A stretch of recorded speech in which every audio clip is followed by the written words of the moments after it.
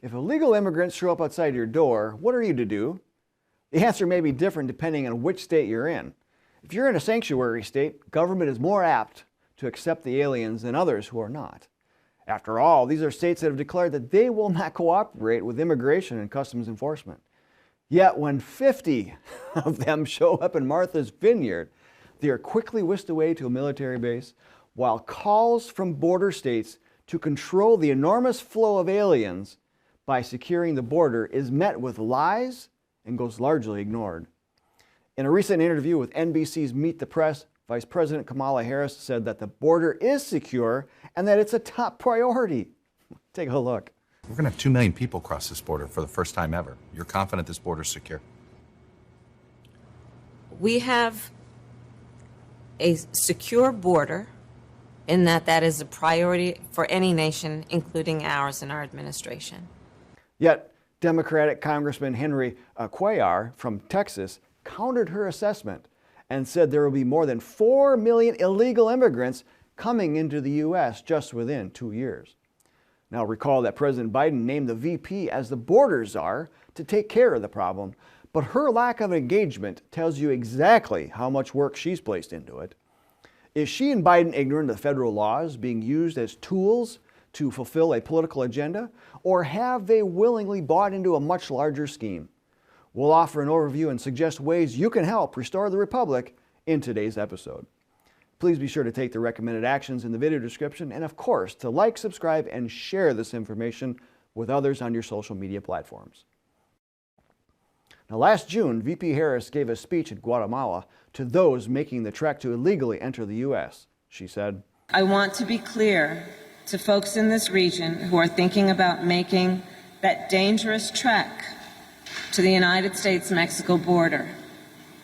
Do not come. Do not come. The United States will continue to enforce our laws and secure our border. And I believe if you come to our border, you will be turned back." I believe you'll be turned back. Well, that's obviously not the case. So why the obvious lie that our borders are secure? Is it merely a case of attracting many new voters for a particular political party in order to win future elections? Well, perhaps, but why would they need to do that if they control the elections? The same people telling you our borders are safe and secure are telling you the same thing about elections, although they were saying the opposite after the 2016 election. The truth is that migration is a tool used by globalists to achieve specific goals in pursuance of their agenda to create world government. Now remember that globalism is the antithesis of Americanism. Globalists work toward merging countries under world government. This world government has been steadily building mainly through the United Nations and its many international affiliates, including the World Bank, the International Monetary Fund, the International Court of Justice, the World Health Organization, the UN Educational, Scientific, and Cultural Organization, and many more. To place the United States under world government would mean the end of the great experiment of freedom the Founding Fathers began. They wrote in Article 6 of the Constitution that the Constitution and laws and treaties pursuant to the Constitution is the supreme law of the land. Yet in the UN Charter, Article 25, it reads, "The members of the United Nations agree to accept and carry out the decisions of the Security Council in accordance with the present Charter." Now, Article 25 makes no mention about the Charter being subservient to a country's guiding documents. Plus, the UN's Universal Declaration of Human Rights seems to suggest that rights come from government and not God. Article 2 of their declaration reads, "Everyone is entitled to all the rights and freedoms set forth in this declaration." So summarize that to mean that you're granted rights through this declaration. After a quick review, you'll notice that the right to bear arms is missing. Well, there's a fatal flaw. Also, if government, even world government, is granting you rights, those are called privileges, not rights. As stated in the U.S. Declaration of Independence, rights are granted by God, and governments are instituted to protect those rights. Ironically, the UN's declaration site boastfully claims their Declaration of Human Rights is the most translated document in the world. Well, because they don't acknowledge God, perhaps they're ignorant of the fact that the Bible holds this very distinction. Globalists see no origin or arbiter for rights other than government. And again, noting that government-granted rights are actually privileges that can be altered or suspended at any point by those in charge. So who would be in charge of world government? If we looked at those who have run the United Nations, perhaps that would give us an accurate profile of the person or people who may be put in charge. So, starting off, during its founding, Alger Hiss ran the United Nations in 1945. He was later exposed as a communist and Soviet spy. Next was Trygve Lie from 1946 to 1952. He was a member of the Social Democratic Labour Party, which was an offshoot of the Communist International. Dag Hammarskjöld followed from 1953 to 1961. He claimed his political hero was Communist China's mass murderer, Zhou Enlai. Youth Ant served from 1961 to 1971 and said that Lenin's communist goals were in line with the aims of the UN Charter. Kurt Waldheim, a former officer in the Nazi army, ran the UN from 1972 to 1981.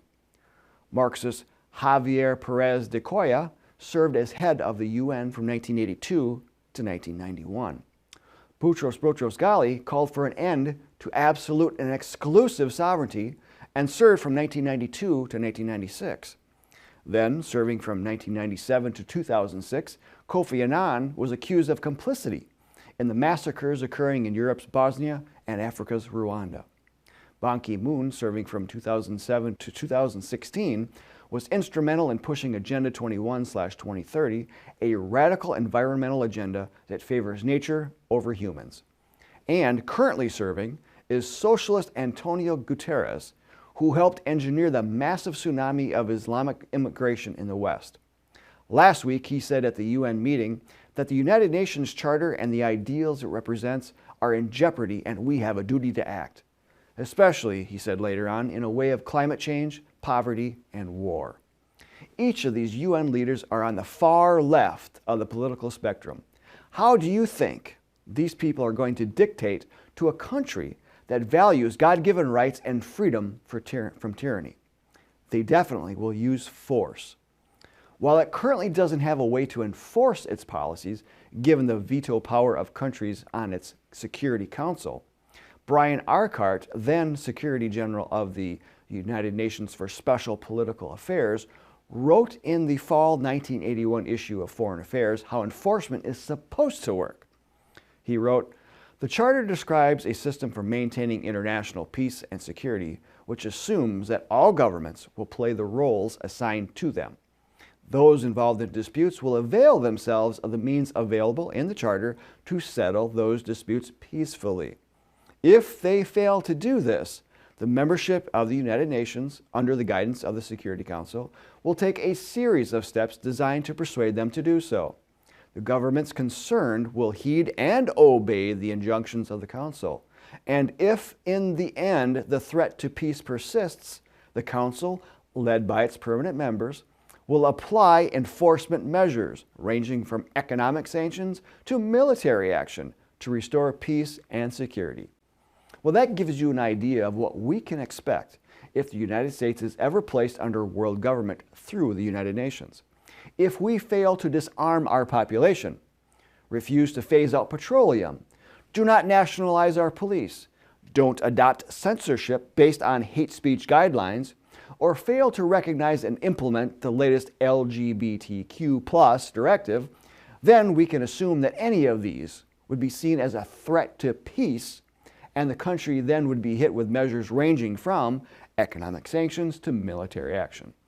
Folks, in the end, world government will control your lifestyle, abolishing your choices, your liberties, and your free practice of rights. The UN has focused on key topics and tools to use as leverage to get member nations to act according to its agenda, slowly usurping the legislative process of these nations. Immigration is just one of these topics. Let's give you an idea of how pervasive this is. On its website, the UN wrote, "The 2030 Agenda for Sustainable Development recognizes for the first time the contribution of migration to sustainable development. 11 out of the 17 Sustainable Development Goals, SDGs, contain targets and indicators relevant to migration or mobility. The agenda's core principle is to leave no one behind, not even migrants." Under world government, a nation's borders are mere lines on a map and would mean just as much as county boundaries do now in an individual state. Leave no one behind can mean accepting all who want to enter the country, regardless of reason and character. The UN has already written an immigration policy for members, so that would supplant America's existing immigration laws under world government. The Global Compact for Safe, Orderly, and Regular Migration suggests that no country can address the challenges and opportunities of this global phenomenon, migration, on its own. This is the typical globalist mindset. Now, it's the same thing we heard during the pandemic.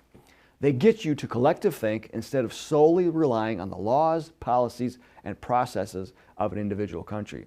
This can lead to mass formation psychosis, as Dr. Robert Malone exposed.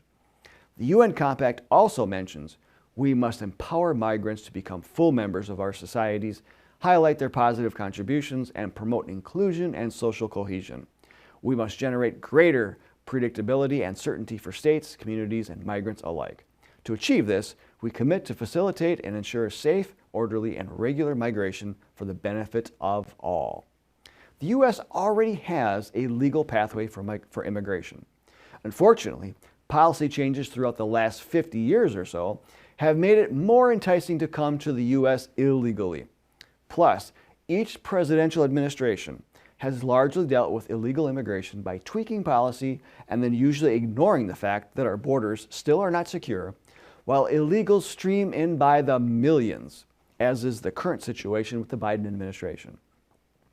The Compact claims it is a non-legally binding cooperative framework that recognizes that no state can address migration on its own due to the inherently transnational nature of the phenomenon. It requires international, regional, and bilateral cooperation and dialogue. Now, that term non-legally binding or non-binding is the same phrase used in its Agenda 21 project. That was used by the media, establishment, politicians, and others to discredit the efforts of the John Birch Society and others in exposing the anti-American agenda of Agenda 21. Because it was portrayed as non-binding, our efforts were labeled as conspiracy theory. Yet, what steps were taken by Agenda 21 partners to implement this in federal, state, and local government? It was made binding and legally binding when government created laws based on the principles of Agenda 21. As mentioned, the Compact calls for dialogue, and the only dialogue America should contribute to it is that we are a sovereign nation and will follow our own laws on it. In essence, go pound sand and get off of our lawn. The Compact gives lip service to national sovereignty by writing, "The Global Compact reaffirms the sovereign right of states to determine their national migration policy and their prerogative to govern migration within their jurisdiction in conformity with international law." So you see what they just did. They are dictating that our sovereignty is dependent upon conforming with international law.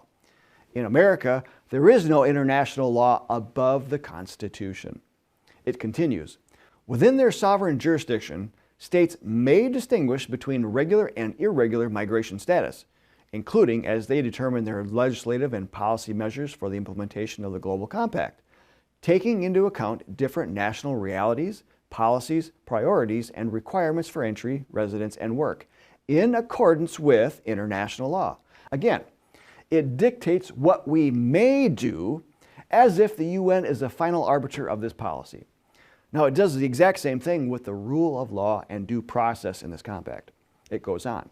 The Global Compact recognizes that respect for the rule of law, due process, and access to justice are fundamental to all aspects of migration governance.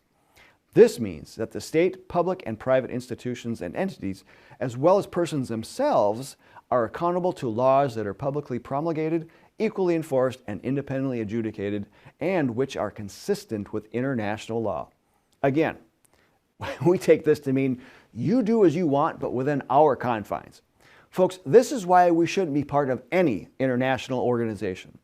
The compact also suggests that there needs to be a whole of government and a whole of society approach in regards to developing and implementing policies and practices across all sectors. Now, this is reminiscent of the topics of LGBTQ, climate change, gender dysphoria, and other topics that most Americans have chosen to not be part of, but that the media, government, and a small minority of loud, organized activists have decided you will accept and you will implement. Now, all of this gives you a new perspective on leave no one behind, because it can also mean leave no one alone. There would be no one to represent you in world government or to respect the sovereignty, independence, rights, governing structure, culture, or heritage of a nation. If America adopted and implemented this compact, legal migration to the U.S. would be open to all, without regard to reason or character. Throughout the years, the John Birch Society has covered instances of concern regarding immigration, particularly how recent illegal immigration came about and the types of migrants surging through these open borders. From our January 1963 JBS Bulletin, because of the vicious defiance, circumvention, and undermining of the Walter McCarran immigration laws during the Eisenhower administration, there are today at least 5 million people from foreign lands who are illegally in our country. Many of them are under the direction of that most vicious and perhaps most extensive of all communist fronts, the Committee for Protection of Foreign Born. The ComSimps, and that's short for Communist Sympathizers, in Washington count heavily on exercising enough influence or control over these 5 million aliens, by one means or another, to use their votes at the polls. But much of this control is tenuous and subject to constant erosion, especially among many of these aliens who have been here long enough to be honestly registered voters. Then, the August 1970 JBS Bulletin reported, more than 15,000 hardcore communists were brought into this country at one time from Hungary alone, late in 1956. Hundreds of thousands have been pouring in for years from all over the world in complete violation or circumvention of our immigration laws. This has continued throughout the years, with amnesty being granted under President Reagan that, according to the New American Magazine, did not solve our illegal immigration problem. After a 6-month slowdown that followed passage of the legislation, illegal immigration returned to normal levels and continued unabated. Just who are those coming across the border should be an important question to be asked. In our American Opinion magazine of March 1972, Congressman John Schmitz wrote, "Intelligence sources report large colonies of Chinese springing up in such countries as Brazil, Argentina, Chile, Peru, Ecuador, Jamaica, and Mexico. They are, for the most part, trained guerrillas apparently assigned to aid cadres of local communists in fomenting revolution. And now, thanks to the abolition of all nationality quotas through recent radical amendments to the McCarran-Walter Immigration and Nationality Act of 1952, we can expect increasing Maoist infiltration through our exposed southern flank."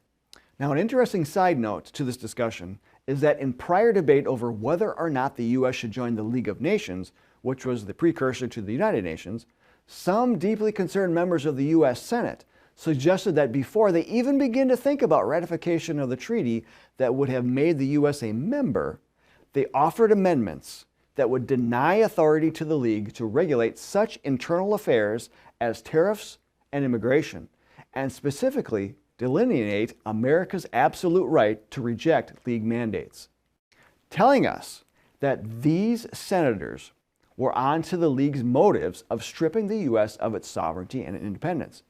But when it comes to the United Nations, too many in Congress are not standing up for even the most basic principles of what makes America a sovereign nation.